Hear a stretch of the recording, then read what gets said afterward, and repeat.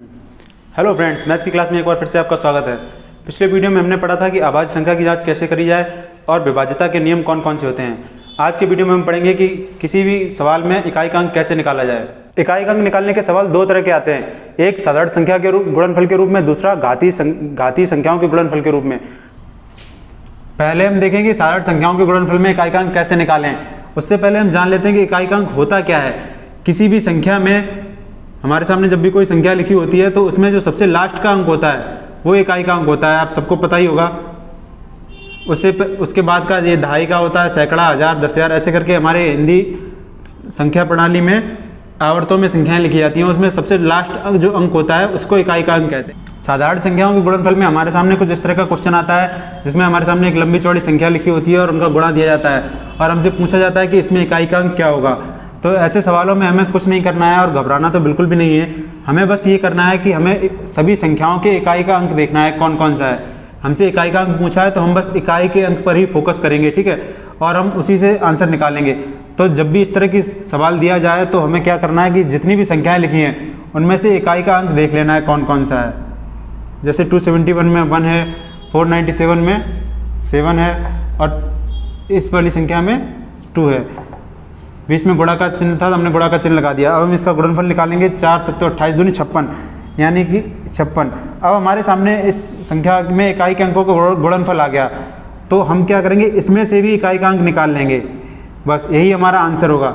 यानी कि जब भी हमें इस तरह की संख्याएँ दी जाएंगी बड़ी, जिनमें संख्याओं का गुणनफल में इकाई का अंक पूछा जाएगा, हमें कुछ नहीं करना है, बस सभी संख्याओं की इकाई के अंकों का गुणा करना है। उसके बाद जो गुणनफल आएगा उसमें से इकाई का अंक देख लेना है। बस हमारा वही आंसर होगा। एक और एग्जांपल देख लेते हैं।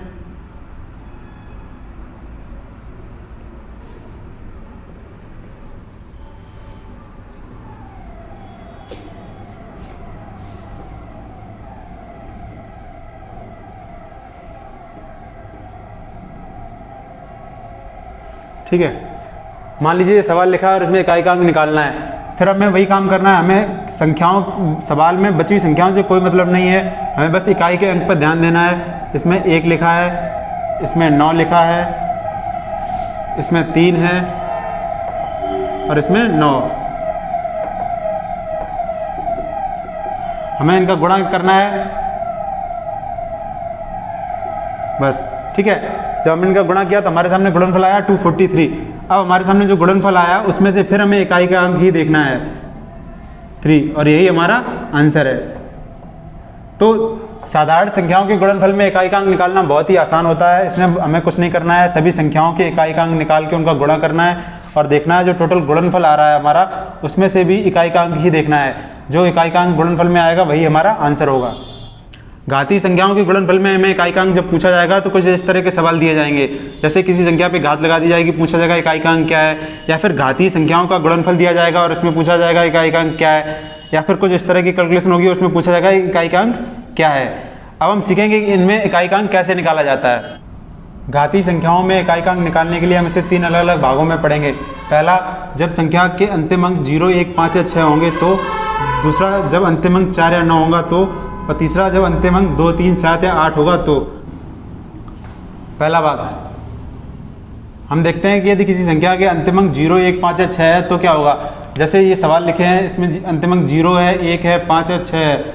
ऐसी सभी संख्याएं जिसमें अंतिम अंक 0, 1, 5 या 6 हो, उन पर आप कितनी भी पावर लगा दीजिए, इकाई का अंक कभी बदलेगा नहीं। ठीक है, आपको ये बात याद रखनी है कि यदि घातीय रूप में संख्या दी है और उसके इकाई का अंक, उसमें अंतिम अंक 0, 1, 5 या 6 है और उस पर कोई भी पावर लगी हो तो संख्या में इकाई का अंक कभी नहीं बदलेगा। यानी कि इसे हल करने पर जब इकाई का अंक आएगा वो 0 आएगा, इसे हल करने पर इकाई का अंक 1 आएगा, इसके हल करने पर इकाई का अंक 5 आएगा और इसको हल करने पर इकाई का अंक 6 आएगा। अंतिम अंक 4 या 9 होने पर, ऐसी संख्याएं जिनके अंतिम अंक 4 या 9 है और उन पर पावर लगी है उसमें इकाई का अंक क्या होगा, ये जानने के लिए हमें बस ये 4 पॉइंट्स याद रखने हैं। हमें बस उनकी घात को देखना है कि समय या विषम है। जैसे हमने पहला पॉइंट लिखा है कि यदि अंतिम अंक 4 होने पर उसकी सम घात है तो इकाई का अंक हमेशा 6 आएगा। जैसे ये वाला सवाल है, इसमें अंतिम अंक 4 है और इसकी घात कैसी है, सम, तो इसमें इकाई का अंक हमेशा कैसा आएगा, ये ऐसे कितने ही सवाल हो जिसमें इकाई अंतिम अंक 4 हो और उस पर समघात लगी हो तो हमेशा इकाई का अंक 6 आएगा। ऐसे ही 4 पर विषम घात लगी है तो इकाई का अंक हमेशा 4 आएगा।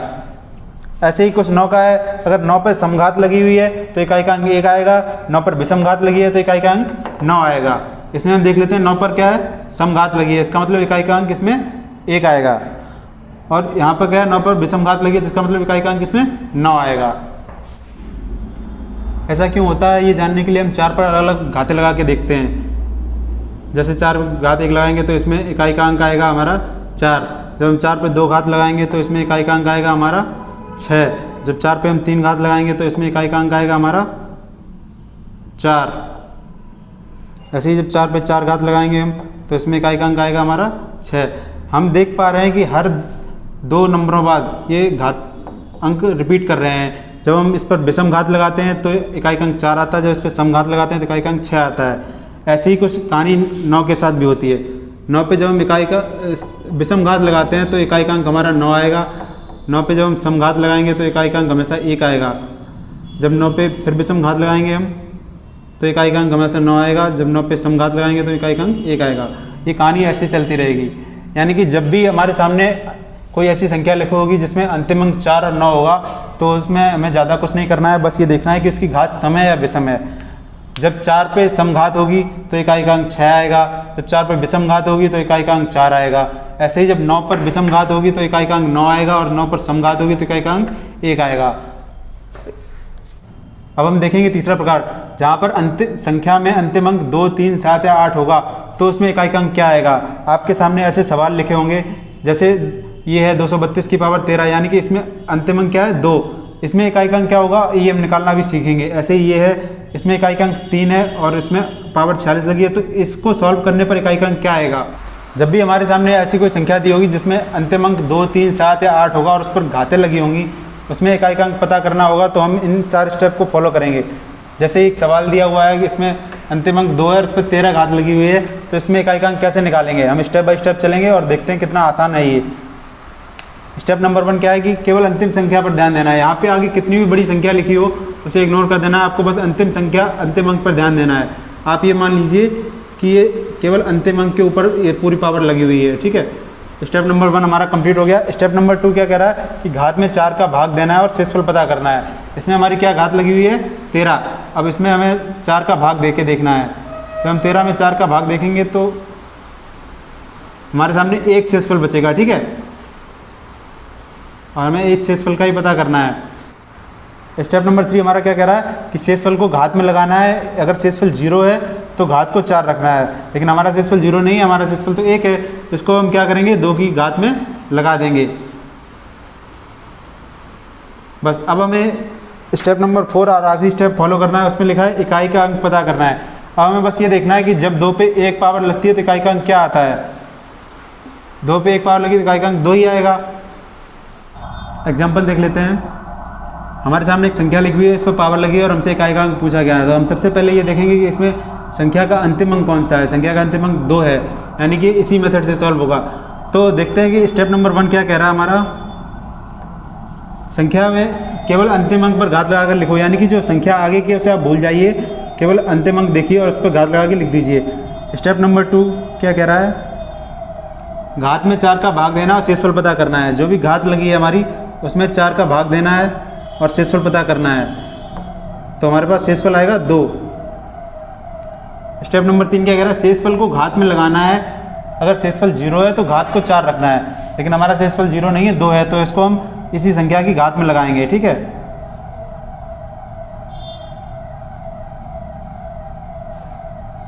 स्टेप नंबर 4 क्या कह रहा है, इकाई का अंक पता करना। अब हमारी ये संख्या बहुत ही छोटी और आसान हो गई है। ये 2 की पावर 2 है, यानी कि हम इकाई का अंक पता कर सकते हैं, ये 4 आएगा। दूसरा एग्जांपल देख लेते हैं। हमारे सामने एक और संख्या है और उस पर पावर लगी हुई है और पूछा गया इकाई का अंक ज्ञात करना है। इसको भी हम ऐसे ही सॉल्व करेंगे। स्टेप नंबर 1 क्या है, केवल अंतिम अंक पर घात लगाकर लिखो, बाकी सारी संख्या को भूल जाओ आप। तो इस सारी संख्या को हमें भूल जाना है, केवल अंतिम अंक पर घात लगा के लिखना है, ठीक है। अब हमारा स्टेप नंबर 2 क्या कह रहा है कि घात में 4 का भाग देना, शेषफल पता करना है। स्टेप नंबर 2 के अकॉर्डिंग जब हम 31 में 4 का भाग देंगे तो हमारा शेषफल आएगा 3। ठीक है। स्टेप नंबर तीसरा क्या कह रहा है, शेषफल को घात में लगाना है। अगर शेषफल 0 है तो घात 4 रखनी है। शेषफल हमारा 0 नहीं 3 है, तो इसको हम घात में जब लगाएंगे, ये स्टेप नंबर 4 क्या कहता है हमारा कि इकाई का अंक पता करना है। अभी कैलकुलेशन बहुत आसान हो गई है। 3 के 3 पावर जब लगाएंगे हम तो हमको पता है कि 3 त्रिकोण होती है 27, यानी कि इकाई का अंक क्या आएगा 7। एक और एग्जाम्पल देख लेते हैं। एक कोई संख्या लिखी है और इस पर पावर लगाइए 201। अब इससे फिर हमसे पूछा गया कि इकाई का अंक कैसे ज्ञात करना है। तो इकाई का अंक ज्ञात करने के लिए हमने आपको बता दिया 4 स्टेप को फॉलो करना है। पहला स्टेप क्या कहता है कि केवल अंतिम अंक पर घात लगाकर लिखनी है और बची हुई संख्या को भूल जाना है। इस बार फिर मैं कह रहा हूँ, ये सारी संख्या आप भूल जाइए, इससे में कोई मतलब नहीं, केवल अंतिम अंक देखिए और इस पर घात लगाकर लिख दीजिए। स्टेप नंबर 2 क्या कह रहा है, घात में 4 का भाग देना है और शेषफल पता करना है। तो घात में 4 का भाग देके देखेंगे हम और शेषफल पता करेंगे तो ये आएगा 1 शेषफल बचेगा हमारे पास। ठीक है। अब स्टेप नंबर 3 क्या कह रहा है कि शेषफल को घात में लगाना है। अब इसकी घात में शेषफल को लगा देना है और देख लेना है कि इकाई का अंक क्या आएगा। 7 की पावर 1 होगी तो इकाई का अंक हमेशा 7 ही आएगा। ठीक है। एक और एग्जांपल देख लेते हैं, फिर से हम स्टेप को फॉलो करेंगे। स्टेप नंबर 1 क्या कह रहा है हमारा कि केवल अंतिम अंक पर घात लगाकर लिखनी है, बाकी की सारी संख्या को भूल जाना है। यानी कि सब संख्या को आप हटा दो, केवल अंतिम अंक पकड़ो और उस पर घात लगा के लिख दो। ठीक है। स्टेप नंबर 2 क्या कह रहा है, घात में 4 का भाग देना और शेषफल पता करना है। अब जो हमारी घात है 20, इसमें 4 का भाग देके देखेंगे हम, इस बार भाग पूरा चला जाएगा, यानी कि कोई शेषफल नहीं बचा है। तो अभी स्टेप नंबर 3 पे आ गए हम कि शेषफल को घात में लगाना है। अब शेषफल अगर 0 है तो घात को 4 लगाना है। यहाँ पे शेषफल हमारा क्या है 0, यानी कि 8 की घात पे मैं क्या लगाना है, 0 नहीं लगाना है, 4 लगाना है। हमने लिखा था ना कि शेषफल अगर 0 होगा तो घात पे क्या लगाना है, 4 लगाना है। स्टेप नंबर 4 इकाई का अंक पता करना। अब इसे हम एक्सपेंड फॉर्म में लिखेंगे तो 8 64 512 इंटू 8, 8 दूनी 16। केवल इकाई के अंक गुणा करके देखिए। अब हमारे पास 16 आया, इसमें इकाई का अंक क्या है 6। यही हमारा आंसर है। आज हमने जो पढ़ा है हम उसका रिवीजन कर लेते हैं। हमने आज पढ़ा कि इकाई का अंक कैसे निकालते हैं। अगर संख्याएं साधारण रूप में दी गई हो तो इकाई का अंक कैसे निकालते हैं, और संख्याएं घातीय रूप में दी हो तो इकाई का अंक कैसे निकालते हैं। एक छोटा सा क्विक रिवीजन कर लेते हैं। हमने पढ़ा था अगर संख्याएं साधारण रूप में लिखी हो, मतलब घात रूप में ना लिखी हो,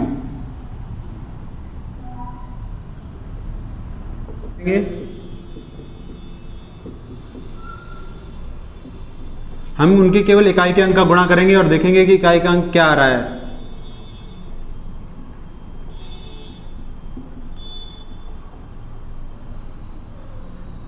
यही हमारा आंसर होगा।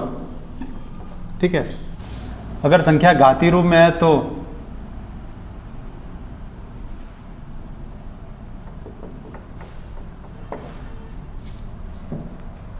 संख्या के घातीय रूप में होने पर इकाई का अंक पता करने के लिए हमने आपको 3 अलग अलग तरीके बताए थे। पहला ये था कि जब संख्या के अंतिम अंक 0, 1, 5 और 6 हो तो हमने बताया था कि संख्या का अंतिम अंक अगर 0, 1, 5 और 6 होगा तो इकाई का अंक नहीं बदलेगा।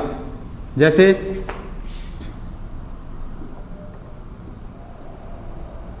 तो इसमें इकाई का अंक हमेशा 5 रहेगा, इसमें इकाई का अंक हमेशा 0 रहेगा। ऐसे ही ऐसी संख्याएं जिनमें इकाई का अंक 0, इसमें अंतिम अंक 0, 1, 5 या 6 होगा तो उसमें इकाई का अंक बदलेगा नहीं, हमेशा वही संख्या ही आएगी। दूसरा पॉइंट बताया था जब संख्या का अंतिम अंक 4 या फिर 9 हो। हमने बताया था यदि संख्या का अंतिम अंक 4 और 9 है तो हमें बस ये देखना है कि घात कैसी है।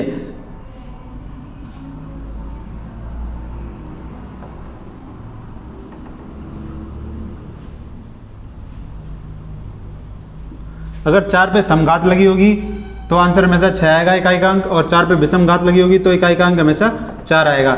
ऐसे ही 9 पे अगर समघात लगी होगी तो इकाई का अंक 1 आएगा, और विषम घात लगी होगी तो इकाई का अंक 9 आएगा। तीसरा हमने बताया था कि जब संख्या के अंतिम अंक 2, 3, 7 या फिर 8 हो, उसके लिए हमने आपको 4 स्टेप बताए थे। एक एग्जाम्पल देख लेते हैं।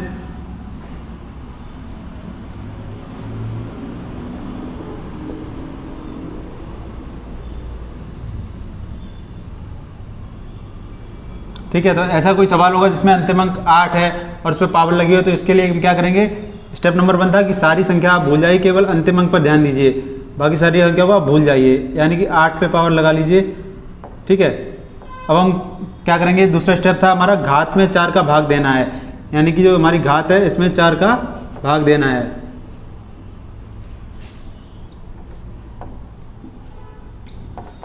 देखना है कि शेषफल कितना बचा है। यहाँ पर एक शेषफल बचा है, इसको अब 8 की घात में लिख देना है। स्टेप नंबर 3 हमारा ये था ना। तो अब देखेंगे 8 पे जब एक पावर लगी तो इकाई का अंक हमेशा 8 आएगा।